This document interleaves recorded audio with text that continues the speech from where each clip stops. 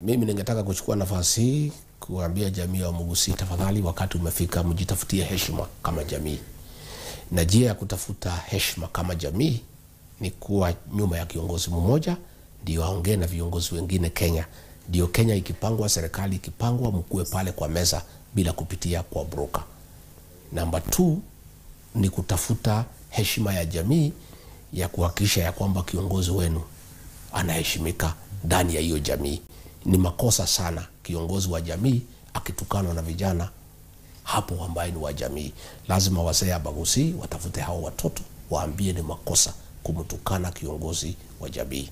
Ya 3 ningetaka kuambia jamii ya Mugusi, huyu Fred Matiang'i sisi tumemkubali na tutafanya kazi na yeye kama mtamuunga mkono, na tutakuwa na yeye kwa serikali na tutasikizana.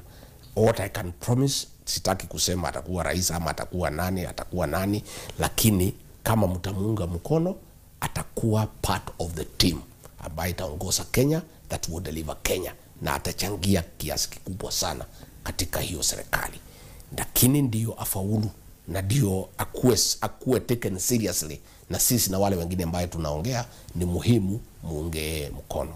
Ya 4 na ya mwisho ni haki ya nyinyi kufanyiwa kazi kwa sababu mnalipa kodi.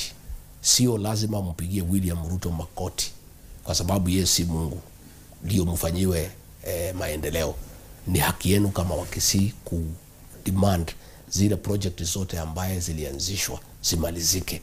Ni haki yenu ku demand ya kwamba mpate haki yenu katika serikali na watoto wenu wapate kazi, na sio lazima mpigie William Ruto magoti ndio mpate nafasi yenu katika Jamhuri ya Kenya. Na ya mwisho niseme mimi nawapenda sana.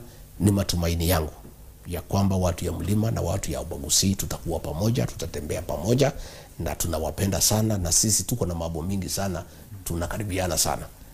Hata ukienda kwa biashara ya matatu tuko na nyinyi. Ukienda kwa mambo ya kujenga manyumba tuko na nyinyi. Mambo ya ukulima, ya ngano, ya mandizi tuko na nyinyi.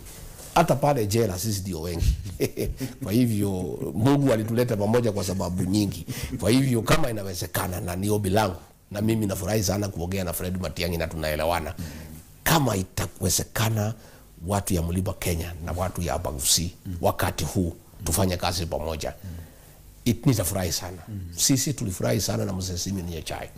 Alikuwa provincial commissioner wetu pale Nyeri miaka mingi sana, na tukampenda mpaka tukampatia bibi kutoka kijiji naitwa Kiawariki ambaye alimsaidia sana kuchunga mali yake. Na Nyachae alitupenda na alituelewa sisi, na sisi tulimpenda, tulimuelewa, na alikaa huko miaka mingi sana. Kwa hivyo ni kuonesha ya kwamba sisi tuko na uhusiano ya karibu. Kwa hivyo nyinyi